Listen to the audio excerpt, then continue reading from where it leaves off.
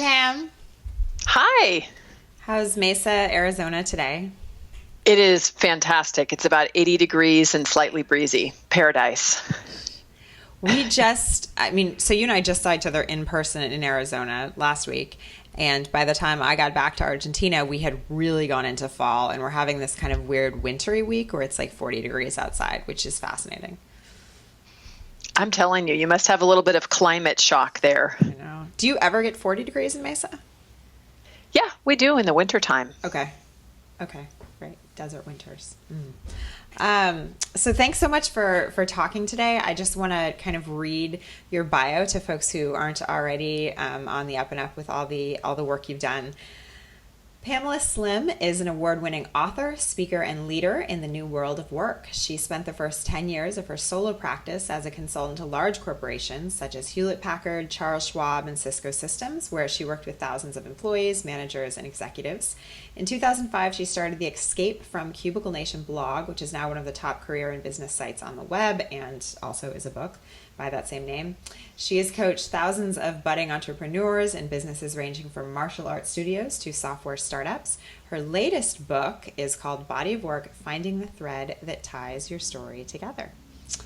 And we all have a thread, even though we maybe don't know it, which is, just one of the many awesome parts of things I learned from your book. So I'd love to just kind of get started by just seeing if you could sort of tell us a little bit more about your journey from corporate employee to, founder of Escape from Cubicle Nation to then this latest sort of phase of body of work, essentially being the thing that you're kind of revolving around. Yeah, I've had it when I look back at my own journey, it's interesting because I've worked in just about every work mode possible. I think it's one of the things that inspired me to write Body of Work. I started out as a passionate social activist studying nonprofit service, not informal service and development in Latin America. So I lived in Mexico and Colombia and totally had a plan for being a, expatriate aid worker. And once I started to get in there and doing the work, I just realized that path wasn't really for me. It didn't align with my beliefs, which are that people should be doing their own development work, and I can be supporting that.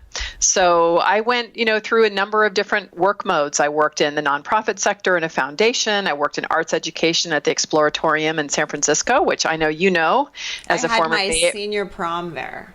Did you? Oh, that's a great place to have a senior prom, man. It's cool. Yeah. And then I found myself moving into corporate training and development, which I actually loved. It was so exciting to me. I was at Barclays Global Investors in San Francisco and was really introduced to the formal field of training and development. And to me, it just combined so many interesting systemic things. I've always had this fascination with the human side of business. How do people operate together? How can you get the right people aligned doing the right work?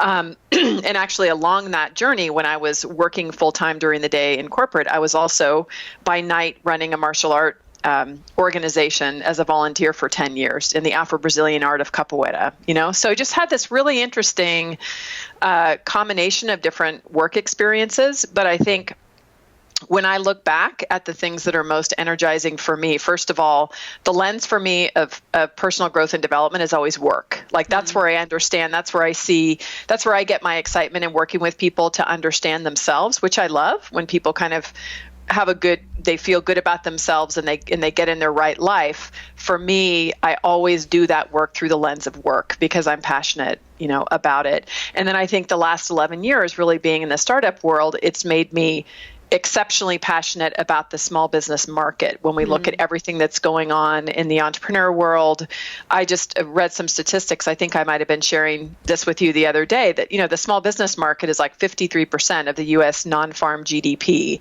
creates 99.7% of jobs, in the U.S. and globally. It'd be interesting to see, how that breaks out.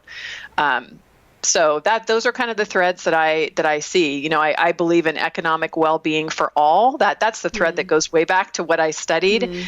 But I see that really being worked on when you get the right people in the right jobs, and then you get communities working together in order to create well-being and abundance for all. I love that.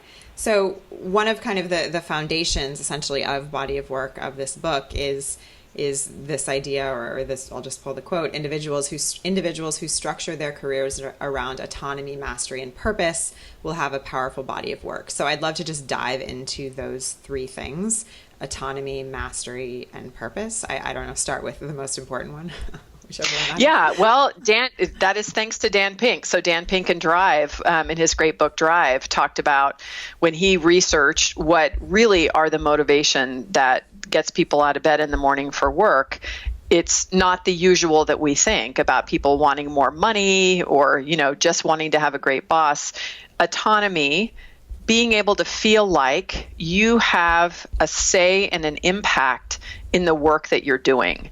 And I see this manifested in so many different ways, working with different people, where it can be an example of somebody who actually loves to work as an employee for somebody else, but they feel like they were hired for the strengths that they have. Their ideas that they bring to the table are respected. It's not that it's my way or the highway. They can be in great collaboration with people, but they have that feeling that they're able to really do their work according to their biggest strengths and have the autonomy, not having somebody hanging over your head at every minute, telling you it's wrong, telling you how to do the work, getting so complicated about it that you kind of lose your heart and connection to the work. Yeah, I mean, I think many of us have felt that at many different points in our careers. I think the one thing that's interesting to me is I think autonomy, most people just assume that means you have to be working on your own. Yeah, and I don't see it that way. And and Dan, I think, defines it specifically in Drive of really having people that they have a say about their work. They can kind of complete their work without, too much intervention. I think about, I don't know if you've ever read the book Why Work Sucks and How to Fix It by Callie and Jody. I have it on my bookshelf. But, I love that idea that they put forward of a results-only work environment where you have people who know exactly what's expected and they know the timelines and deadlines, but how that work gets done is really, up to the individual. So the way that I define autonomy in terms of my experience working with so many thousands of people over the years is there are some people who by their nature prefer to work alone, so that would fit that definition. But for other people, it's really about ownership. It's about feeling like you really do have a say around your work and your opinion is respected. Which is super essential. I mean, I can think of various instances sort of in my life when that wasn't happening, and it wasn't that I even desired to be on my own at that moment or doing my own thing or freelancing, but I just wanted my work to count for something. You don't just want to be kind of the worker bee. Yeah. And so when it comes to this idea of mastery and purpose, is that kind of where we get into this idea that all our work, there's this thread tying everything together of what we've done in the past? For purpose, talking about that before mastery, purpose is that you understand the reason why you are doing the work, and for you to feel connected to it as an individual, that your own values and your passions are aligned with that particular mission. And so there's those two pieces that need to make sense. When I wrote Escape from Cubicle Nation a number of years ago, it was hysterical when I would ask people to submit sometimes like examples of why they felt disconnected from their work. And people would talk about sometimes what happens in a large, huge organization is where they'd be working on some report for something that they didn't really understand how it fed into something else. And it was for some initiative that nobody really understood. Like, why are we actually doing this? How is this benefiting our customers? And so when people don't see, on one hand, why they are spending their time and energy, many, many hours, the majority of their life, right, in work that doesn't make sense, it has a disconnect. You don't feel like it has a purpose. And then to really cement it in terms of your own body of work, it's where you see the impact of the work that you're doing and you deeply believe that impact is important, and you feel like it's the best use of your strengths and skills and interests to be furthering that mission in the world. Like that's really what you want. So the purpose piece is a really important foundation. Mastery then builds on top of it, right? You feel like, okay, my job is to promote economic well-being for all. And so let's look through the lens of how I can support and grow the small business market. How can I be, working to empower entrepreneurs? What do I need to know? Who do I need to know? What skills do I need to have? What do I need to create in order really to be serving that mission? And that's where the mastery that you're building has a context. Right? In a lot of folks that I've worked with that, interestingly, a lot of folks who are coming into the entrepreneurial world are used to thinking about, gosh, should I get an MBA in entrepreneurship? Or, do I need, I only have a bachelor's or I don't have an advanced degree in something. And so we can understand mastery where there can be credibility that it can give within the working world, which we understand because it takes a huge amount of intelligence and effort and energy to complete an advanced degree. I have a bachelor's, so, I always have such great admiration. My brother has a postdoctorate, he's like, he's the brainiac in the family, he went, right? But it doesn't, it has to be in alignment, like where that makes sense with true mastery for the work that you're doing in support of a mission and a purpose that you believe in is where the skills that you're learning are actually directly related, right, to what's going to make you better at the thing that you care about doing. So I always use my dad as an example. He was a big theme, as you know, within Body of Work because he's been such an inspiration to me throughout my life. But he's a photographer, and he's been a photographer now for over 55 years. He's 81, and he's still working as a freelancer. And I have watched my dad through the years very early on. I remember when digital photography first came out, and he is always the kind of person who was just looking to learn whatever that latest technology was. He's always interested as part of a bigger communications team to really understand how photos work together. He's also a journalism major, so he does photojournalism. But I tease him all the time because at 81, he'll still be doing jobs, photography jobs for clients who have known him for decades. They've never not liked the work that he's done. And every single time he turns in a job, he'll always be like, God, I haven't heard back from him in like 2 days. I wonder if they like it. I wonder if my photos are any good, Wow. And to me, he has confidence in what he does, but it speaks to the fact that he just cares so much about every photo that he takes. And he'd like every assignment, he gets that passionate feeling about just wanting to just completely deliver for the client who he's taking the photo for. And like to have that photo be completely, having the folks that view it, like get it and understand the story in such a rich way. And so I just, for me personally, I can't think of a better example of what I've seen about what mastery really means. So what happens when, many of us see people around us who it looks like have kind of just went straight to financial success or just influence maybe without that mastery piece happening, right? Someone who maybe started some app and the app went crazy and then a year later they're on the cover of Entrepreneur magazine, let's say. What happens there and how do we avoid that? We all want to be the person with the app where we're on the cover of Entrepreneur magazine, but there are downsides to that as well.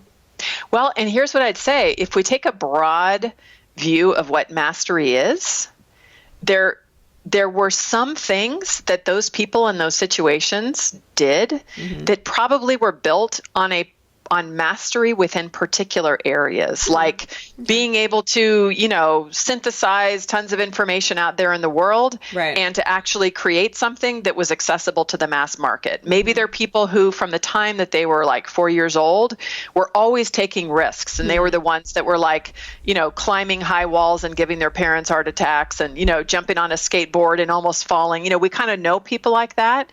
And so to me, mastery is there's a piece of it where, and I've known a lot of this for I call them my young mentors. A lot of people I know, Ramit Sethi is one. I've known Ramit for, like, I know you know Ramit as well. I've known him for probably 11 years when he was still significantly younger, when he was a student at Stanford writing I Will Teach You to Be Rich.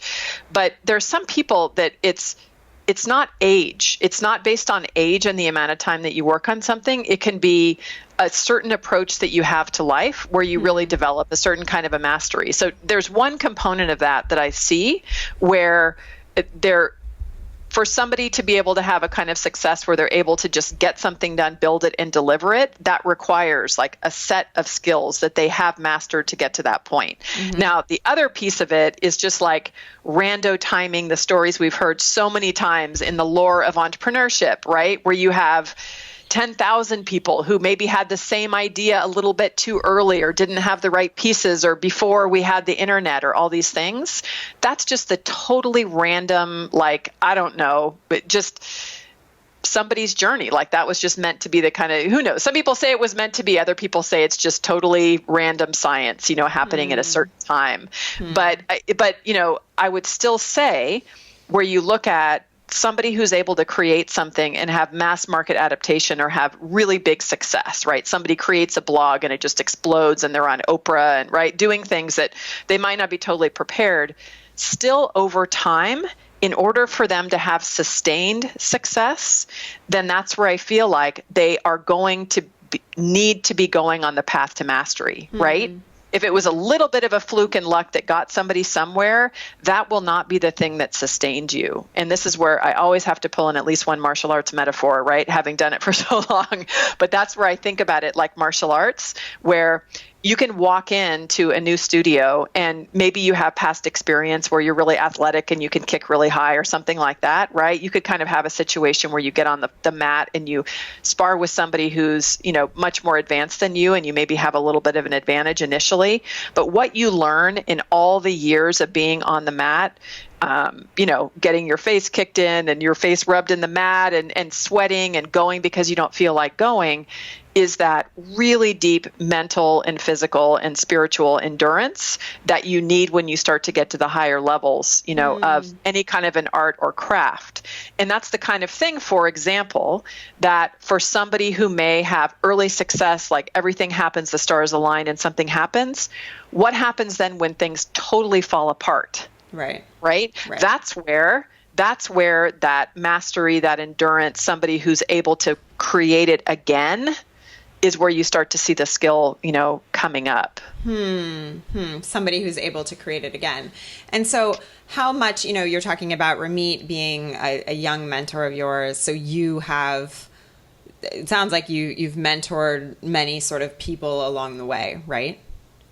Well, that's my job. Being a coach, I've done tons of that, right? Just being a coach of mentoring people in business, and a lot of mentoring that I've always done of young people, like when I did martial arts. But, Ramit's an example to me, the reason I call him a young mentor. I've followed his journey for a long time. We've been friends a long time, but he's just an exceptional person. He's really smart. He's super disciplined in what he does. And I love, we can always ask him his view of it, but like, I know there's times where I can come in and I can be super helpful to him of like somebody who is a little bit older or maybe has a different perspective, on certain things that he's, dealing with and weighing in on.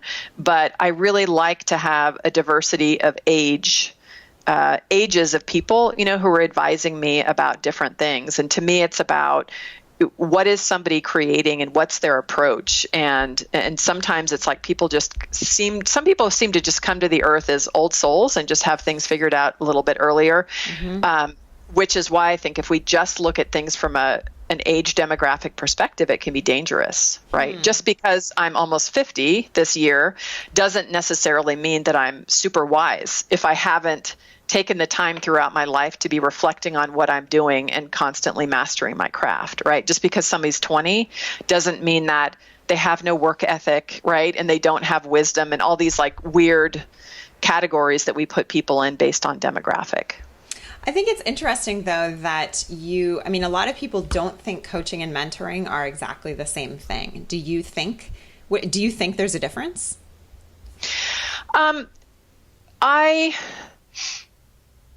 I think there is a difference. I see a practical difference from a business perspective. What I often tell people when I'm talking about mentors or thinking about mentors that I've had in my life, one distinction I often think of is paid and unpaid, right? Sure. That often you have mentors who are people, there's huge reciprocity, which you want to have in any working relationship, right? Where the mentor gets as much benefit from mentoring you as you get from being mentored by them. Mm-hmm. And there's always, in my experience, I've met most of my mentors through work when I was working as an employee, somebody who is like a senior leader or a consultant that came into the company that ended up being somebody that was really helpful. And I think where that can work, it's just somebody you might talk to, infrequently at times where you have a really difficult decision to make. And very often in that case, you trust their advice based on their life and professional experience to help give you input in terms of what it is that you should be doing. In coaching, there's this whole range of things. It's kind of fascinating in the coaching industry. We have all different ways that we break down and categorize things. In pure coaching, if you will, a lot of that is where your sole purpose is really just to have the other person figure out and articulate kind of what they already know. And that's almost like a therapist, so tell me why, Claire, and, what do you want, and say more. And those are all really great parts of what a coach should be doing, where we don't have any bias or saying and to guide you into where it is that you want to go. And that's kind of that pure coaching kind of a relationship. Mm-hmm. But to me, the way that I talk to my clients about it, to be clear, when people work with me, my job is to build leadership capacity. That's what I'm doing. I want to build the leadership capacity of the person who I'm working with. And so that always has to include, based on values that I have and that people that work with me that we share, that they really do know. They are the only ones that know what is the right direction for their life, right? So it's my job to help them understand that. There are going to be times in that journey as they're building their leadership capacity, toward their best career, growing their business, whatever, that there also can be advice that I can give based on my experience, that I'll give that's a little bit more in that mentor capacity. I like my clients to be able to feel like they can trust me and that they can ask me specific questions. And what I always do in that case is say, okay, right now I want to be clear that I'm kind of stepping out of just a coach where I'm listening to what you're saying and I'm going to give you a piece of advice, but I want you to take that advice much like you would take it from anybody else, and then ultimately put it through that filter, of what it is that you feel is right for you. Because personally, I never want to create a dependency. I'm not about creating an empire. I don't have a blueprint for how people should do things. I know my own journey has been very unique and specific to who I am and what my skills and strengths are. And so my job is to have, build people's capacity for understanding themselves, for trying new things, for developing leadership skills, for developing relationships. And I just think, especially in the business world, that sometimes you need somebody, or you need a combination of people who can help you think through different elements. It's not just, if I ask you might be working in a new area that you've never done before, and I could ask you a million questions about what you think, but at a certain point you might be like, dude, like, you've done this before. Could you help me out by telling me maybe a few ideas of like possible directions that I might go? Yeah. I love that. Pam, where can folks find you, and what are you working on these days? Yeah, so they can find me at PamelaSlim.com. And I'm excited because a brand new website is going to be launching in just a couple of weeks. So depending upon when this interview goes live, you can see that there. I'm working on a new book. So I'm working on a new book that I'm super excited about, to help people really understand like where to find their customers from a perspective of like natural ecosystems of people. And so I'm working on the proposal for that, and we'll be talking with my publisher about that, probably get that going this year. And then I'm also kicking off new work with companies that serve the small business market, of just doing advocacy and brand evangelism for a couple of companies that I really believe in. So that's what I'm up to. That's awesome. You've got a great looking plate. Thank you so much, Pam. Really appreciate it. Thanks for having me.